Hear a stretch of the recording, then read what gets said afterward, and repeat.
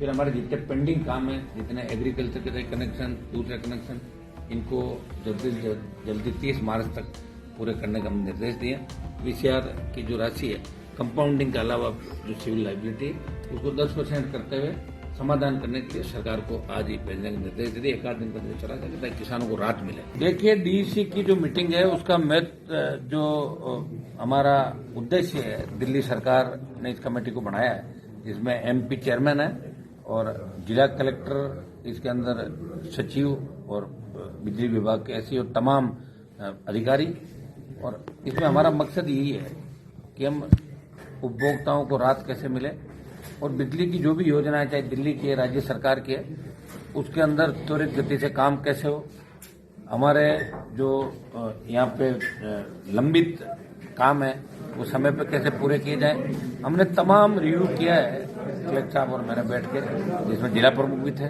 लंबे समय तक ये मीटिंग चली और जितने भी डीडवाना कुचामन जिले के अंदर जो नया जिला, पहली मीटिंग थी मेरी इसके अंदर। और ये अभी 1 साल पहले ही प्रधानमंत्री ने इस मामले के अंदर एमपी को सबको इसमें अध्यक्षता के अंदर मीटिंग करने के निर्देश दिए। पहले हमारे एक दिशा कमेटी होती थी जिसके एमपी चेयरमैन थे, डीसी रखी है। तो इसमें केंद्र की योजना और राज्य सरकार की योजना, इनके बीच समन्वय करके जल्दी कैसे और आम आदमी को इसका लाभ कैसे मिले। तो हमारे जितने भी बजट आ रहा राजस्थान का और देश का, तो हम चाह रहे हैं कि बजट सत्र में डीडवाना कुचामन जिले में नए जीएसएस कहाँ स्वीकृत हो, पहले के जो जीएसएस स्वीकृत है वो अभी तक क्यों नहीं बना, उनकी प्रोग्रेस, जितने कनेक्शन उसके सौभाग्य योजना के तहत बाकी थे। और कईयों में राइडर था कि 45,000 से ज्यादा रुपए अगर किसी कनेक्शन में आते हैं तो उनको नहीं किया जाए। वो नागौर में हमने चेंज करा दिया, उसका वो राइडर हटवा दिया डीसी के बाद। और यहाँ भी हमने आज निर्देश दे दिए कि अगर 1 लाख रुपए भी कनेक्शन के लगे किसी किसान के ढाणी में, तो 1 लाख रुपए भी सरकार देगी। ये हमने यहाँ भी राइडर हटा के सरकार को इसका निर्णय में भिजवा दिया। फिर हमारे जितने पेंडिंग काम है, जितने एग्रीकल्चर के कनेक्शन, दूसरे कनेक्शन, इनको जल्दी 30 मार्च तक पूरे करने का हम निर्देश दिए। और कुछ जो काम दूसरी योजनाओं के, जिसमें इसके सौभाग्य के बाद जो नई योजना हमारी आई है, सौभाग्य योजना के बाद अभी जिसके अंदर अपना 2 जीएसएस और आरडीएसएस योजना के तहत, जिनमें एक ही फर्म के पास ठेका पूरा जिले का, और वो जून तक का कह रहे हैं। हमने उनको कहा कि 30 मार्च तक आप काम कंप्लीट करें, उसमें 2 जीएसएस भी है। तो तमाम इस जिले के अंदर जो भी उपभोक्ताओं की बिजली संबंधी शिकायतें थी, उनको लगातार मैंने नागौर में भी सुना, आज भी सुना, और उसके बाद मीटिंग के बाद भी हमने सुना है। और वीसीआर जितनी भी भरी है उनको हम 10%, नागौर के अंदर हमने 10% वीसीआर की जो राशि है, कंपाउंडिंग के अलावा जो सिविल लाइबिलिटी है, उसको 10% करते हुए समाधान करने के लिए सरकार को आज ही भेजने का निर्देश दे दिए। एक आध दिन का चला जाएगा ताकि किसानों को राहत मिले। हमारा मकसद ये किसान को ज्यादा से ज्यादा राहत करते मिले। बूंद बूंद सिंचाई की जो योजना चल रही है उसमें बहुत महंगी बिजली किसान को लेनी पड़ती है।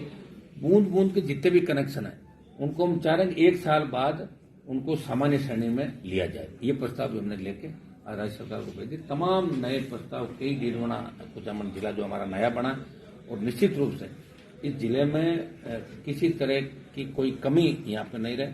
तो सांसद के तौर पे भी मैं प्रयास करूंगा, हमारी केवी स्कूल में भी जो पेंडिंग है, केंद्रीय विद्यालय डीडवाना, परबतसर और तीसरा हमारा खींवसर का, उसको भी हम करवा रहे हैं जल्दी। पूर्ववर्ती सरकार के समय अलॉटमेंट का काम हो गया था।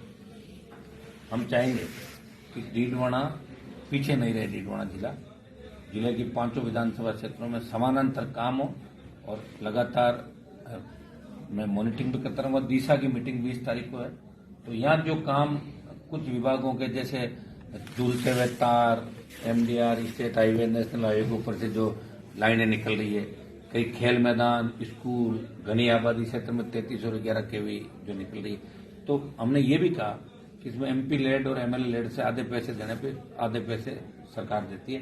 हमने कहा जितने आप कर सको आप कर दो, बाकी प्रस्ताव बना के मेरे पास भेज दो, हम उसमें फंड रिलीज कर देंगे ताकि लोगों की जान माल की सुरक्षा की जाए।